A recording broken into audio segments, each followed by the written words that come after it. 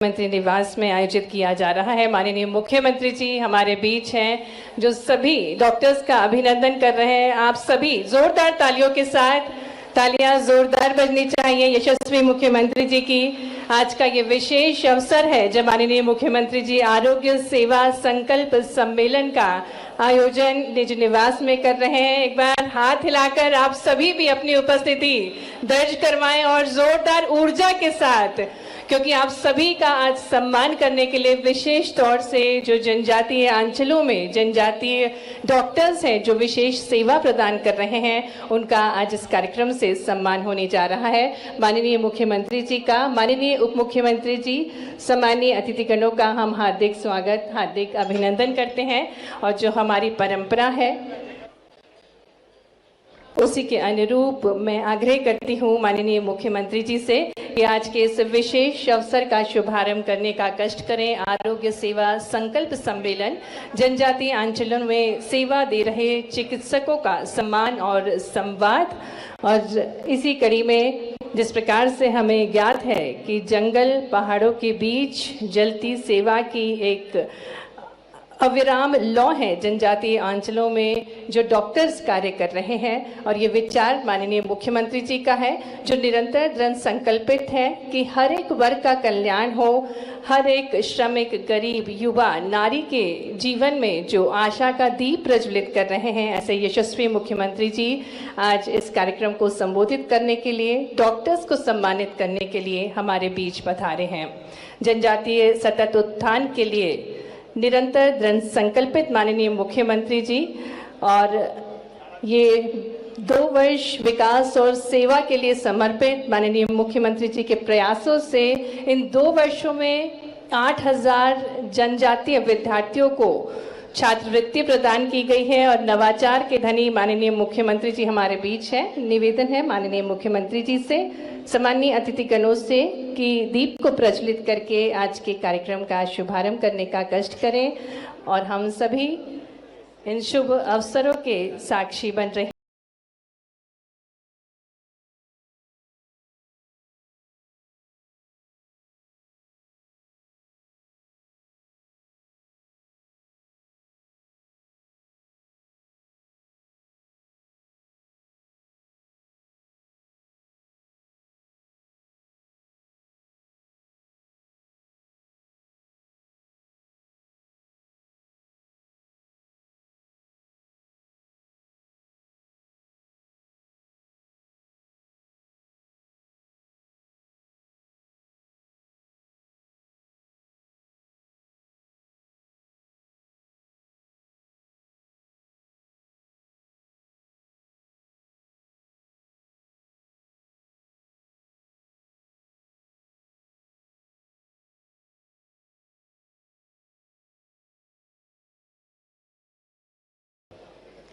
आज का ये कार्यक्रम बहुत ही विशेष है।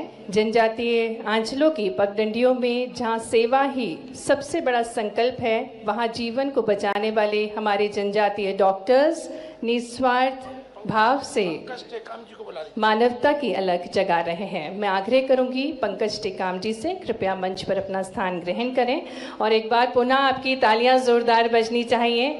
आज विशेष अवसर है, आज माननीय मुख्यमंत्री जी आप सभी का सम्मान करने के लिए हमारे बीच पधारे हैं और गरिमामय उपस्थिति आज जनजातीय डॉक्टर्स की हमारे बीच है। आप सभी का भी हम बहुत बहुत स्वागत करते हैं, बहुत बहुत अभिनंदन करते हैं।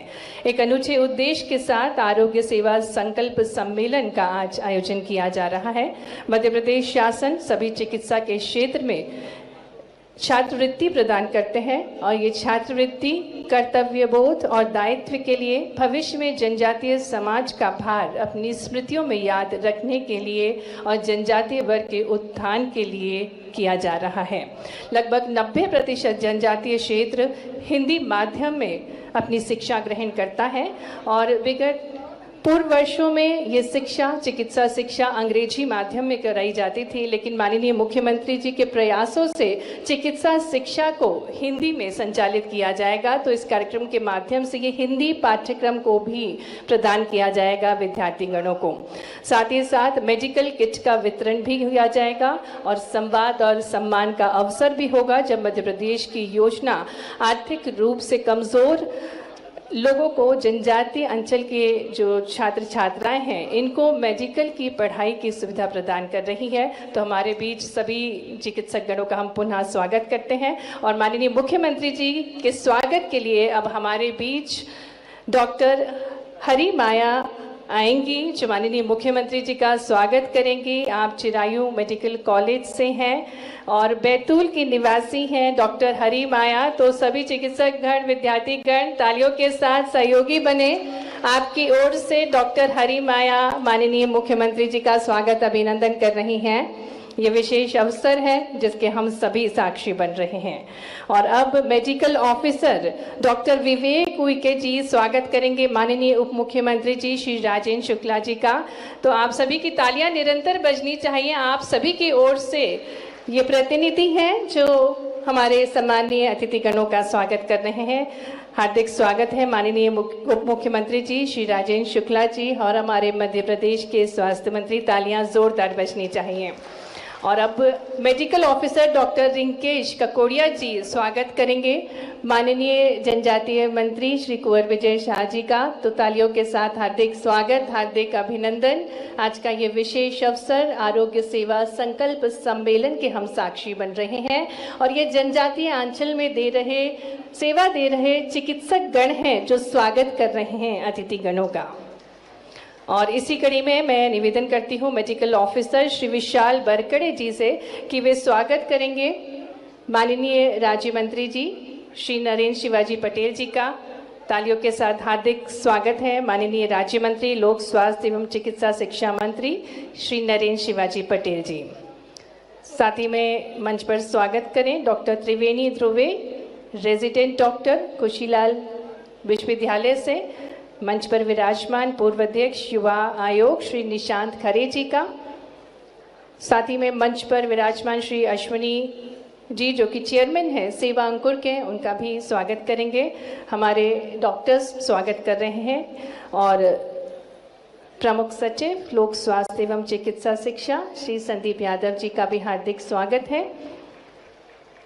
डॉक्टर रूपा जी का भी हार्दिक स्वागत है।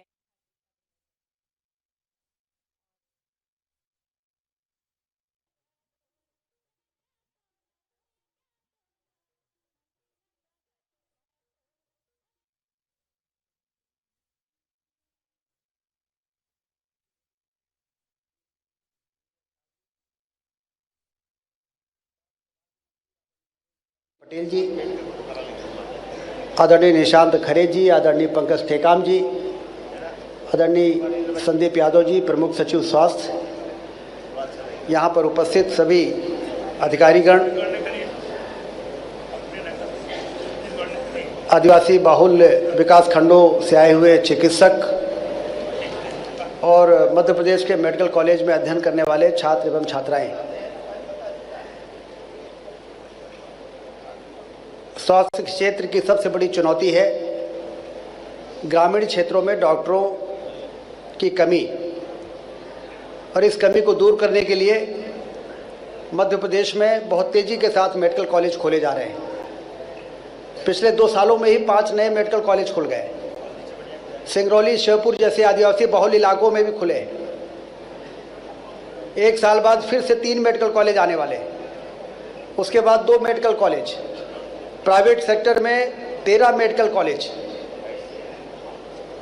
आने वाले वर्षों में 50 से ज़्यादा मेडिकल कॉलेज हमारे मध्य प्रदेश में होने वाले हैं और इन मेडिकल कॉलेजेस में 80 से 90% निःशुल्क मेडिकल की पढ़ाई हमारे आदिवासी छात्र एवं छात्राओं को मिल सके, इसके लिए मुख्यमंत्री जी का अभिनंदन है।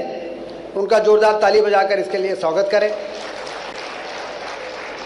लेकिन यदि आप निःशुल्क डॉक्टर बन रहे हैं, निःशुल्क शिक्षा के माध्यम से डॉक्टर बन रहे हैं तो आपको 1 साल, 2 साल और 5 साल तक बॉन्ड के आधार पर आपको ग्रामीण क्षेत्रों में अपनी सेवा देनी होगी। इसके लिए सारे बच्चे तैयार हैं कि नहीं तैयार हैं? दोनों हाथ ऊपर उठाकर बताएं। कम हाथ उठ रहे हैं, फिर बाद में एनओसी नहीं मिलेगी, फिर बाद में पीजी करने में परेशानी आएगी। आरोग्य सेवा संकल्प अभियान, जिसमें शामिल हुए हैं मुख्यमंत्री डॉक्टर मोहन यादव और उनके साथ उनकी सरकार के, जिसका हम सभी को बेसब्री से इंतजार है। हम आमंत्रित करने जा रहे हैं हमारे यशस्वी मुख्यमंत्री जी को, जिनके लिए शासन में शुचिता, नीति में प्राण, जन कल्याण ही जिनका ध्यान, जनजातीय अधिकार, श्रमिक, किसान, गरीबों के सपनों को मिल रहा है मान सम्मान। और ऐसे ही हमारे विजनरी लीडर, जोरदार तालियां बजनी चाहिए माननीय मुख्यमंत्री जी के लिए, निवेदन करेंगे जिनका विजन सशक्त है, संकल्प महान है। ऐसे हमारे ओजस्वी नेतृत्व माननीय मुख्यमंत्री जी से निवेदन है कि वे अपने प्रतापपूर्ण ज्ञानवर्धन विचारों को अभिभूत करने की कृपा करें। जनजाति आरोग्य सेवा संकल्प के सम्मेलन में मंच पर विराजमान उप मुख्यमंत्री श्रीमान राजेंद्र शुक्ला जी, माननीय मंत्री श्रीमान कुंवर विजय शाह जी, माननीय मंत्री चिकित्सा श्रीमान नरेंद्र शिवाजी पटेल जी, हमारे भाजपा के प्रदेश के उपाध्यक्ष और डॉक्टर निशांत खरे जी, इस अवसर पर PS Sandeep Yadav ji, doctor Ashwini Kumar तुपकरी, doctor Rupnarayan Mandvi, Shri Pankaj Tekam प्रदेश अध्यक्ष अनुसूचित जनजाति मोर्चा, तीरथ सिंह मीणा जी, इस अवसर पर आप सबको दोनों हाथ जोड़ के प्रणाम करता हूं, आप सबका अभिनंदन करता हूं। आपके घर में आपका अभिनंदन, आपका स्वागत। ये मैं कार्यक्रम की रूपरेखा रचना देख रहा था तो सच में आज अपने बीच में से खासकर मेरे भी अतीत के उस गौरवशाली पक्ष में से कुछ हिस्सा, थोड़ा सा हिस्सा आपके पास गया था। जब मैं 82-83 में फर्स्ट ईयर में बीएससी में साइंस कॉलेज में चुनाव लड़ा, चुनाव जीता, उसी समय हमारे टाइम जैसे नीट एग्जाम आज चलती है, उस समय पीएमटी चलती थी। हमने भी पीएमटी दी। पीएमटी के बाद मेरा सिलेक्शन हो गया, मैं मेडिकल कॉलेज चला गया इंदौर में। फिर हमारे मित्रों ने कहा कि आप फर्स्ट ईयर में जॉइंट सेक्रेटरी बन गए थे, चुनाव लड़ लिए, अब सेकेंड ईयर में प्रेसिडेंट बनाना, अब आप तो वहाँ चले गए मेडिकल कॉलेज, वहाँ तो कोई चुनाव ना होता नहीं है, तो वहाँ का चक्कर में पड़ गया, आप इधर आओ। तो हमने कहा चलो वापस आओ, जब छोड़ा एमबीबीएस, वापस पीएमटी के खत्म करो काम काज। जैसे ये एक परमात्मा योग भी देता है और सहयोग भी देता है। लेकिन मैं ये सारी कहानी इसलिए सुना रहा हूँ कि आप सब भाग्यशाली, आप आदिवासी अंचल से आते हैं, ग्रामीण परिवेश से आते हैं, और आपके जैसे ही परिवेश से मेरी भी पृष्ठभूमि थी।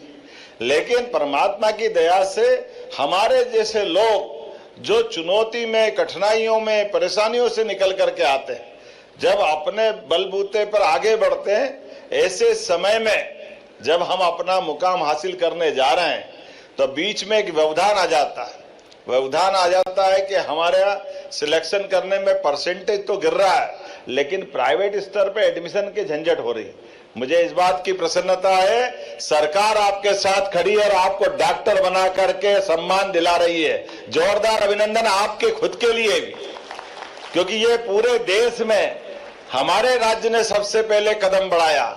जिन जिन को मित्रों को 16.5 लाख के आधार पर राज्य ने एमबीबीएस के लिए, मुझे मालूम है एमबीबीएस के अलावा बीएमएस के लोग भी बैठे हैं, लेकिन कोई भी बैठा है, सरकार आगे बढ़ती है तो सरकार के साथ समाज के लोगों को आगे बढ़ाने की आवश्यकता है।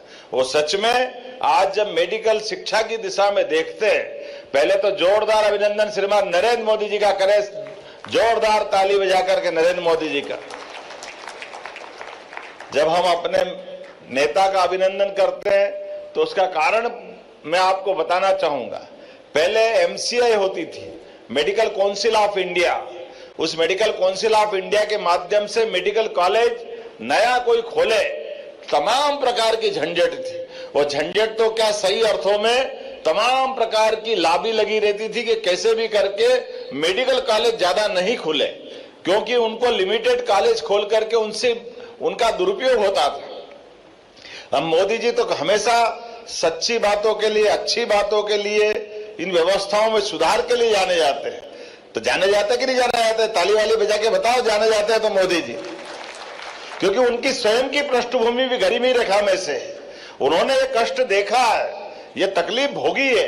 एक चाय वाले का परिवार से निकला हुआ व्यक्ति जिसको स्कूल भी जाना है, वो चाय की दुकान भी चलाना है, अपने जीवन के सारे पाठ उनने कठिनाइयों के बीच पाठ पढ़ पढ़ के निकले हैं, और उसी का परिणाम है आज वो दुनिया के अंदर भारत का मान सम्मान बढ़ाते हुए दुनिया के सबसे बड़े देश के सबसे बड़े नेता के रूप में स्थापित हुए।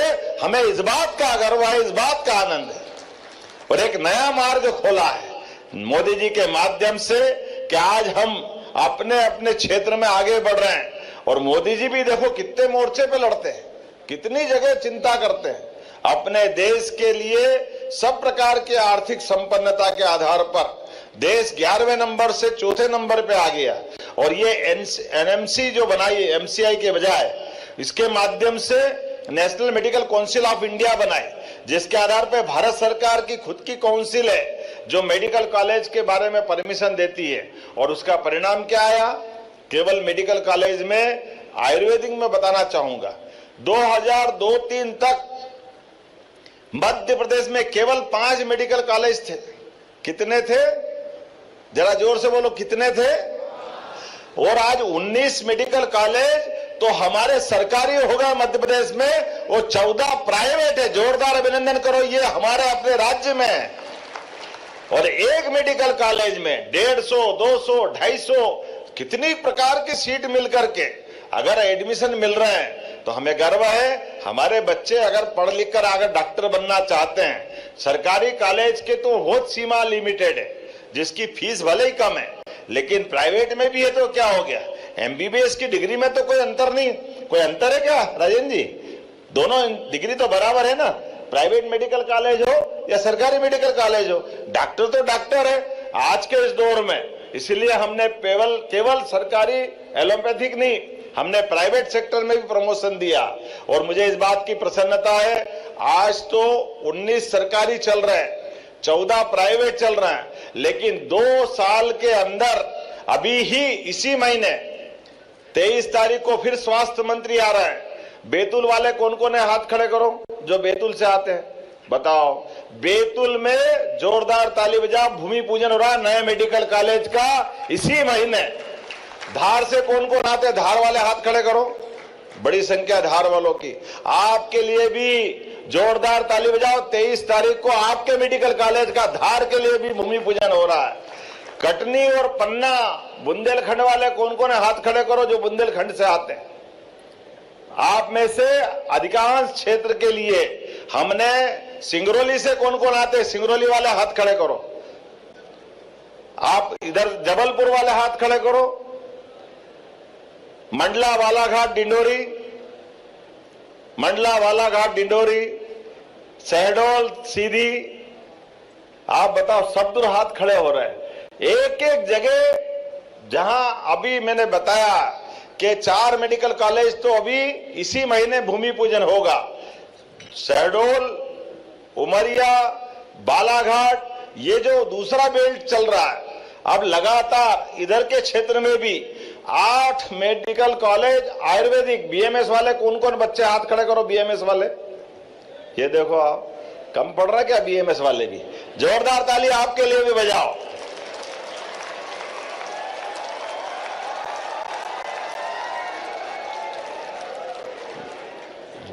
बीएमएस वाले सच में कोविड के बाद आपने सबको हाथ जोड़ना सिखाया, यह आनंद का विषय है।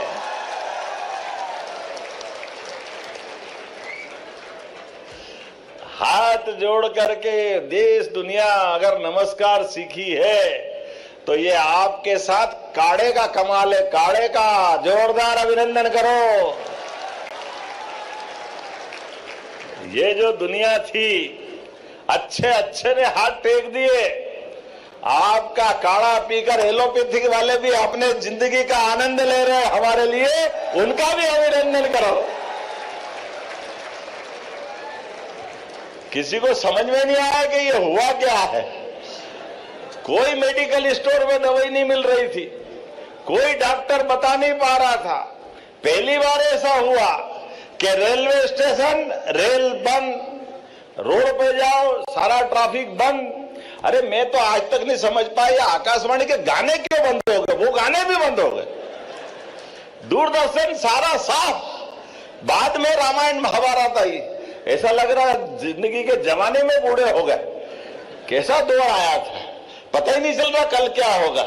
चारों तरफ एक अज्ञात भय, और ऐसे अज्ञात भय में हमारे देसी चिकित्सा पद्धति वालों ने आगे बढ़कर कमान संभाली।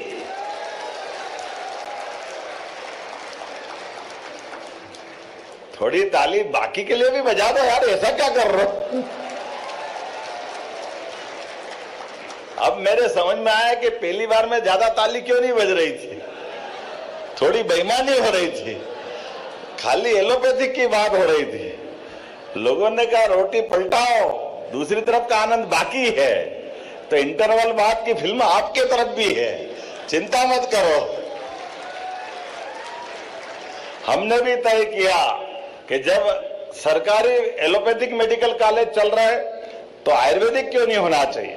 एक साल में 8 आयुर्वेदिक कॉलेज हमारी सरकार खोल रही है बीएमएस के कोर्स के लिए।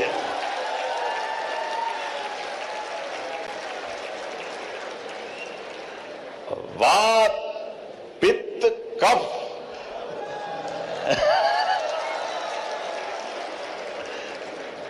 किसी से भी पूछ लो, किसी का शरीर इन 3 के बाहर जा रहा हो तो बता दो। ये एक्सरे तो बाद में आया, सोनोग्राफी भी बाद में आई, लेकिन आयुर्वेद ने अपनी नब्ज पकड़ के पूरा हिसाब चूकता कर लेता।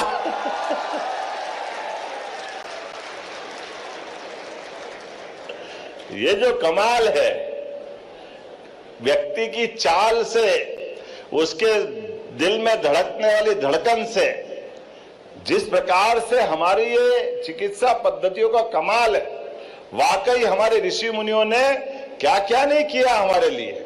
आज के इस दौर में ये बात बिल्कुल सही है कि हमारे इस जीवन शैली में स्वाभाविक रूप से प्रकृति के साथ जीने का हजारों साल पुराना इतिहास।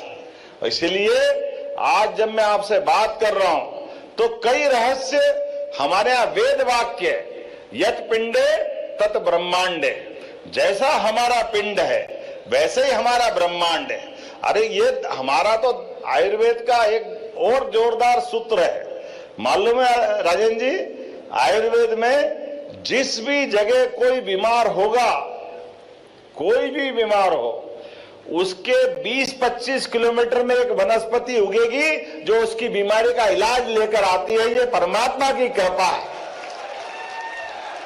अलग से नहीं जाना है, वहीं से वो बीमारी और मरीज, ये दोनों को लेके परमात्मा की लीला है। ये अपने आप सब प्रकार की चिंता करती है, ये उसी प्रकार से चिंता करती है जैसे हम नादानी में बोल देते हैं कि पेड़ क्या देते हैं, पेड़ क्या देते हैं, लेकिन पेड़ हरे कोई बोल देगा ऑक्सीजन देते हैं, लेकिन ऑक्सीजन नहीं देते हैं, वो हमारी कार्बन डाइऑक्साइड लेते हैं। ये जो बड़ा काम है, अगर पेड़ वनस्पति ऑक्सीजन के बजाय कार्बन डाइऑक्साइड लेना बंद कर दे तो जीवन एक क्षण भी चल सकता है क्या? कोई का जीवन चल सकता है क्या? इसलिए ये जो मूल चिकित्सा पद्धति के साथ जो हमारे जीवन का रहस्य है कि किसी भी व्यक्ति के जीवन में भोजन तीसरे नंबर पे आता है। भोजन के पहले पानी और पानी के पहले वायु। अभी कोविड में क्या हुआ? यही तो हुआ। इस शरीर में 70% हमारा जीवन का रोम रोम ऑक्सीजन से जीवंत है। इसलिए खाना नहीं दोगे तो 1 महीने चल जाएगा, पानी नहीं पिलाओगे तो 7 दिन चल जाएगा, लेकिन ऑक्सीजन तो भारत माता की जय 2 मिनट नहीं होने वाले हैं, बात करते करते ही हो गया। बहुत दिन तक तो डॉक्टर को समझ में नहीं, मरीज बात करते करते चला गया। अब लंग्स खराब हो गए तो मरेगा नहीं तो क्या जिंदा होएगा, कहां जाएगा, उसको तो जाना ही जाना। बहुत दिन तक समझ नहीं आई कि इसको क्या हो गया, इसको क्या हो गया, और बहुत दिन तक झगड़ा चलता रहा कि ढंग से इलाज नहीं करा। अब इलाज करे कहां से?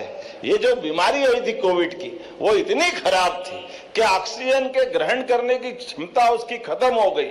अब कुछ भी कर लो, वो आदमी बात करते करते चला जाता है। इसीलिए हमारे इस पिंड के अंदर के रहस्यों के लिए रोम रोम से हमको श्वास लेकर के श्वास नहीं लेते, ये हमारा भोजन ग्रहण करते, और जैसे शरीर से निवृत्ति होती है सभी प्रकार की, ऐसे रोम रोम से पसीने से लगा करके सब प्रकार की निवृत्ति होती है। इसलिए और आगे जाओ तो पतंजलि तो शरीर के अंदर 5 प्राण बताते हैं कि एक शरीर में 5 प्राण है।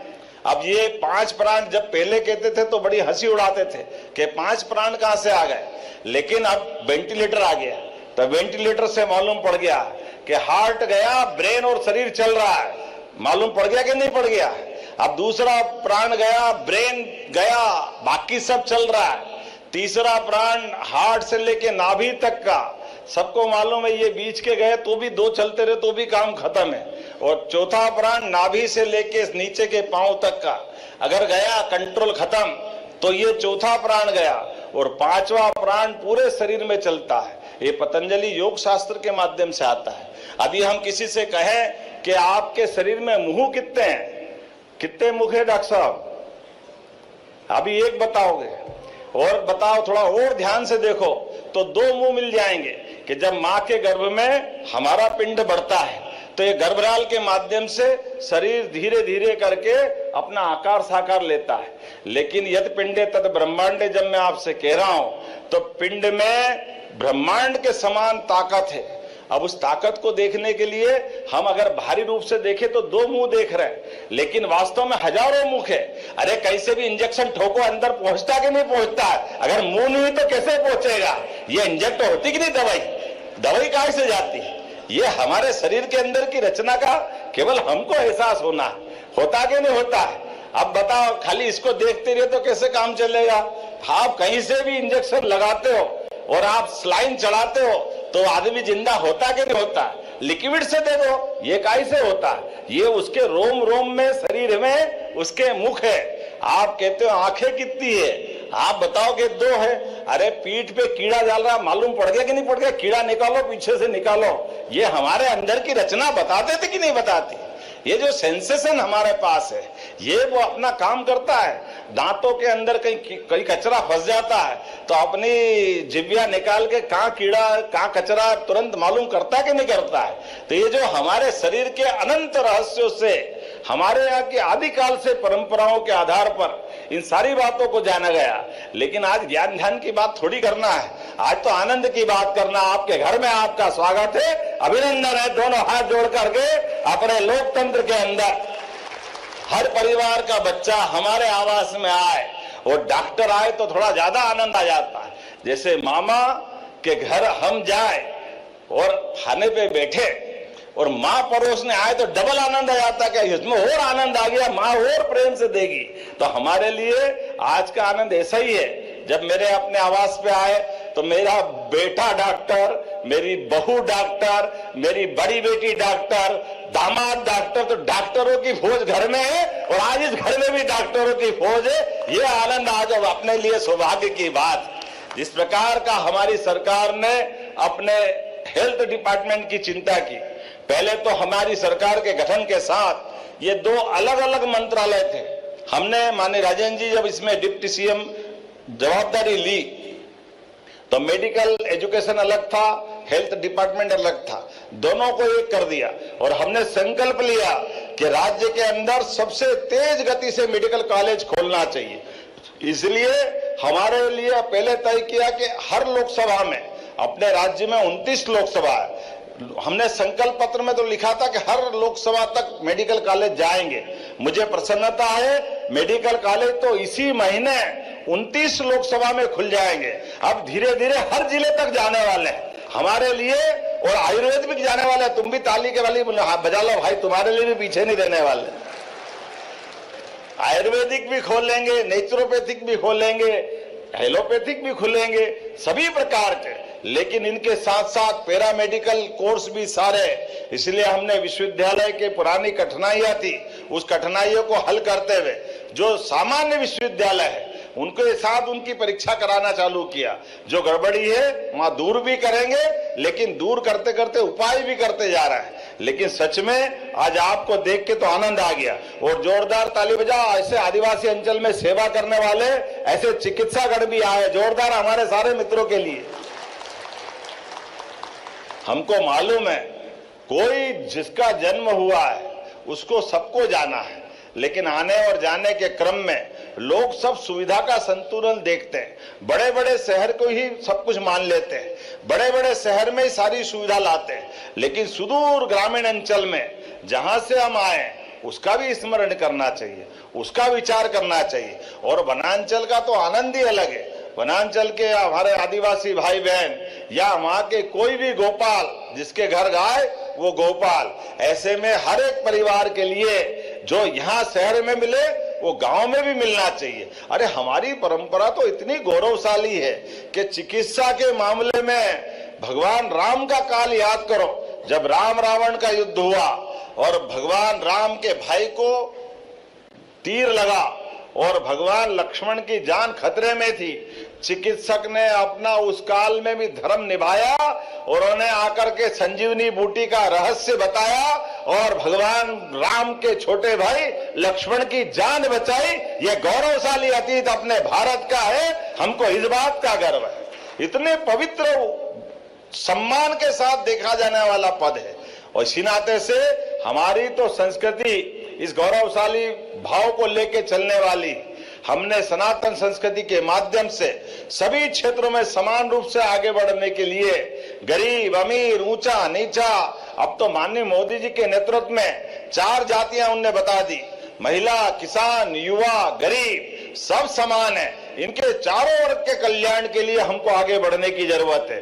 तो ऐसे में आपके माध्यम से सच में मैं आपकी इस पढ़ाई के बाद बनने वाले डॉक्टर के लिए अपनी सरकार के माध्यम से बताना चाहूंगा, लगभग 8000 विद्यार्थियों को 2 वर्षों में हमने 260 करोड़ रुपए उपलब्ध कराए। जोरदार अभिनंदन करें ये आपके क्षेत्रों के लिए। और आयुर्वेद के लिए भी उसी प्रकार से आगे बढ़ रहे हैं, और आयुर्वेद हो, एलोपैथी हो, सभी पैथी के माध्यम से मनुष्य मात्र की सेवा हमारे कार्यकर्ता करें, इसलिए हम सब लगातार प्रयास कर रहे हैं। लेकिन सरकार आपको डॉक्टर बनाए, आप योग्य नागरिक बने।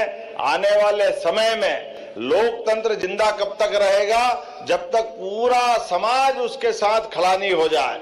इसलिए अच्छाई के लिए, सच्चाई के लिए आप पढ़े लिखे हो, आपने एक अच्छी व्यावसायिक डिग्री ली है, तो देश और दुनिया की चारों तरफ भी देखते जाओ। अगल बगल के देश देख लो, पाकिस्तान में क्या हो रहा है, बांग्लादेश में क्या हो रहा है, अफगानिस्तान की हालत क्या है, दुनिया के बहुत सारे देशों में उथल पुथल मची है। लेकिन इस देश के अंदर अरे सुखी की छाया में अगर कोई लोकतंत्र जिंदा है तो माननीय मोदी जी के नेतृत्व में जिंदा है। लेकिन मोदी जी अकेले नहीं कर सकते, हम और आप सबको लोकतंत्र में सच्चे नेतृत्व को आगे लाने के लिए आप अपना चिकित्सक व्यवसाय भी चलाओ, लेकिन आंख खोल करके दुनिया की तरफ भी देखते जाओ। नहीं तो हमने देखा है बामियान की प्रतिमाएं अफगानिस्तान के चट्टान के ऊपर तोप से उड़ाई गई। ये इस देश का इतिहास है। रानी दुर्गावती अपनी बहादुरी के लिए इसी देश में जबलपुर के पास अकबर की सेना से लड़ती हुई बलिदान अगर हुई, राजा शंकर शाह, रघुनाथ शाह, ये गौरवशाली हमारे महापुरुष है जिनने अंग्रेजों के खिलाफ अपने प्राण उत्सर्ग कर दिए। रानी अवंतीबाई, टंट्या मामा, कितने सारे नाम लूंगा, ये सारे महापुरुष हमको अपने अतीत के गौरवशाली पक्ष से विदेशियों से लड़ते हुए उनने प्राण उत्सर्ग किए। तो वो दौर था जब गुलामी का था, आज का दौर आजादी का है। तो जब हमने लड़ते हुए देश आजाद कराया, तो देश को आजादी के बाद सशक्त बनाने के लिए, सबको निरोगी बनाने के लिए, लोकतंत्र को मजबूत करने के लिए हम और आप सबको इकट्ठे आकर के सच्चे अर्थों में बार बार आना पड़ेगा, इस प्रकार से मिलना जुलना पड़ेगा और सरकार की व्यवस्थाओं के बलबूते पर समाज को आगे बढ़ाने के लिए आगे चलना पड़ेगा। आज के इस अवसर पर मेरी अपनी ओर से एक बार फिर आप सबका वंदन, अभिनंदन, बहुत बहुत धन्यवाद। भारत माता की जय। बहुत बहुत धन्यवाद माननीय मुख्यमंत्री जी। ये आपका असीम प्रेम है युवाओं के प्रति और निरंतर आपके प्रयासों के साथ साथ आगे बढ़ रहा है जनजातीय समाज। और अब आभार प्रस्तुतिकरण के लिए निवेदन करती हूँ आयुक्त जनजातीय कार्य श्रीमंत शुक्ला जी से। जनजातीय क्षेत्र